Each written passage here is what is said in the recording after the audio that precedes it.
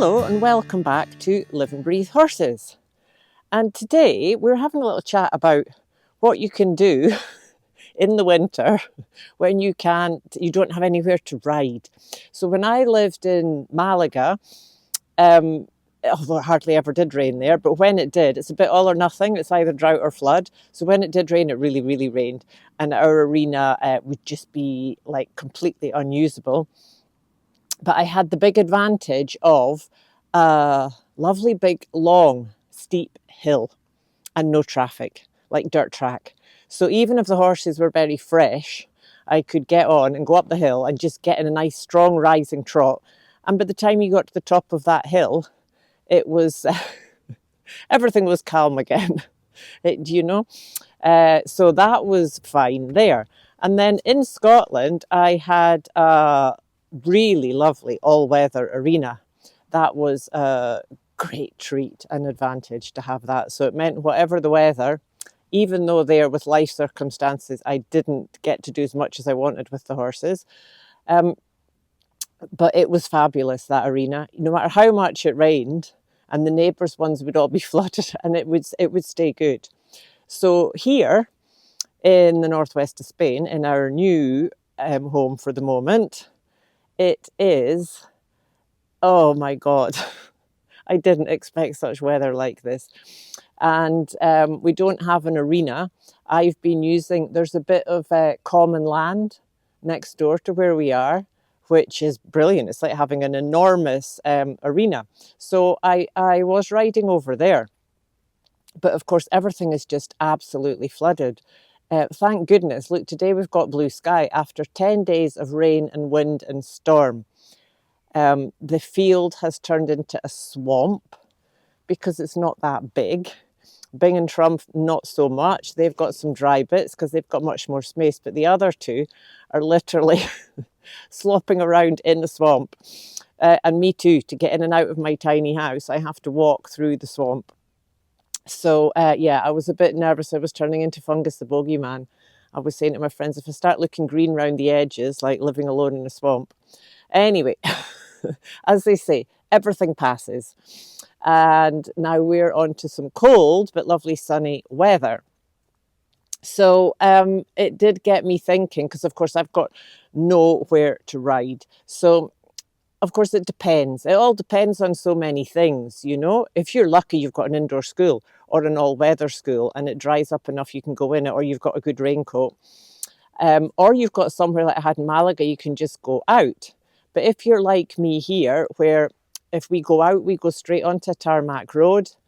It's not a busy road, but it's a road and it can be very slippy in the wet and slippy in the ice.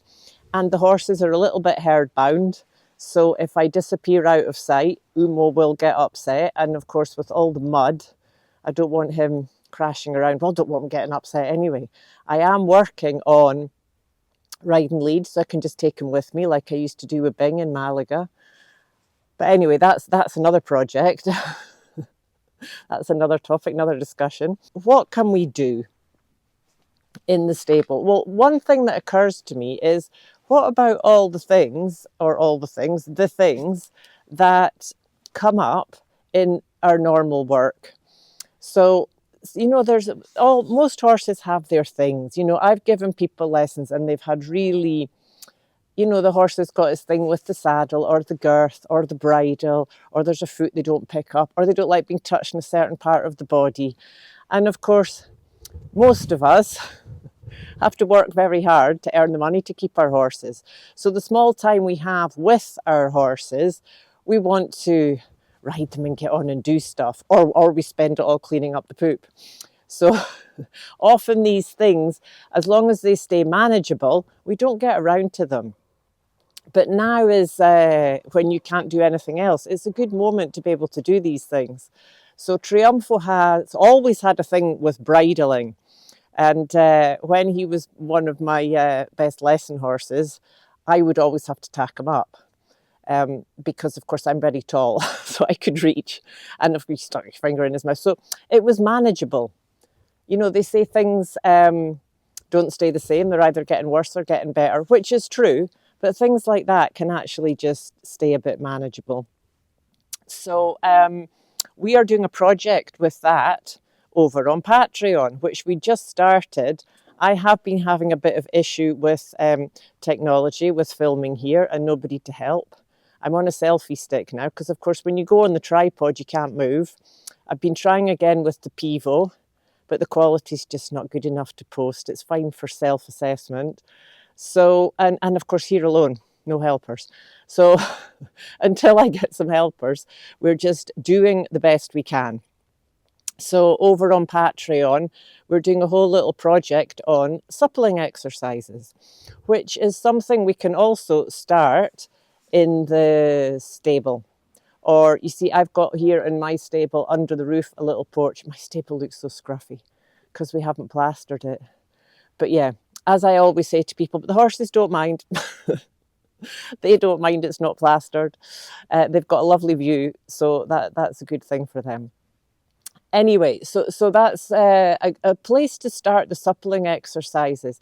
I really had to laugh the other day. I was just doing a video on Patreon and talking about this, and Triunfo wandered over and stood beside me and started stretching his jaw. And I said, yeah, exactly, Triunfo, that's where we want to start, with the jaw. So like I always say, you know, if you clench your jaw, ooh, you feel your whole back goes tight. So it's the same for the horse. So this is something in my classical equitation training of the Nuno Oliveira School is a big part, is the mobilization of the jaw, suppling exercises for the jaw. And of course, if the jaw is supple and loose, then the whole spine and the whole rest of the horse can also be much more supple and loose. So that's one thing we can, no, that's the second thing. The suppling exercises, unfortunately, is a thing that seems to have got a bit lost for some reason, and not a lot of people do. So if you would like to learn it, it's easy-ish to learn. You can't really do any harm. You might not do that much good, but you can't do any harm if you're just a little bit aware of what's going on with the horse. And apart from that, I mean, of course, just spending time with them. When I was a kid, we never had any indoor school or anything. And of course, we loved just to be with our ponies. And we used to think in the winter when they were shut in that they were bored. And we used to do theatres and TV series programs, like what we used to call them, TV series programs, for the horses to entertain them. I think they probably just ignored us. But back then we thought we were really entertaining them when we were kids. So now that stable, actually, they have 2 indoor schools. So yeah, you see how things move on.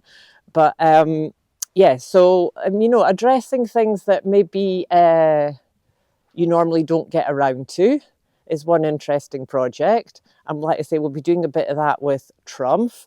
I was working with a student recently who had really some saddling issues. And I was like, are you sure you want to get on? Would we not be better to start at the beginning where the problem comes from and address the saddling? You know, because obviously if your horse tenses up when you're tacking up and it's a problem, then by the time you get on, you know, they're already in a state of not liking this very much. So that's something, you know, that I would want to address. I also understand when people are just doing the best they can and they just want to go on and ride. And you think, you know, when you've only got that one horse. So anyway, and the mobilization of the jaw is a great thing.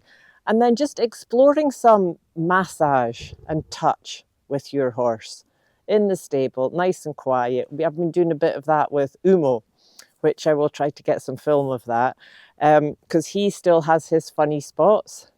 And it's also very interesting to know your horse more, you know, and find out where they really like to be touched. Are there spots they'd rather not be touched? How can you approach differently to make it okay? You know, can you come in more softly and then acknowledge, listen to the horse, acknowledge when the horse suddenly doesn't like it, or, you know, wants to move away, or, you know, keep an eye on the ears, on the expression, on the tension.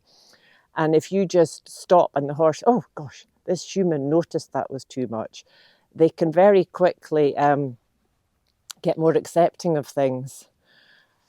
So yeah, and just spending time with them, you know, just following the breath. I keep saying just, And it's not just, these are big things.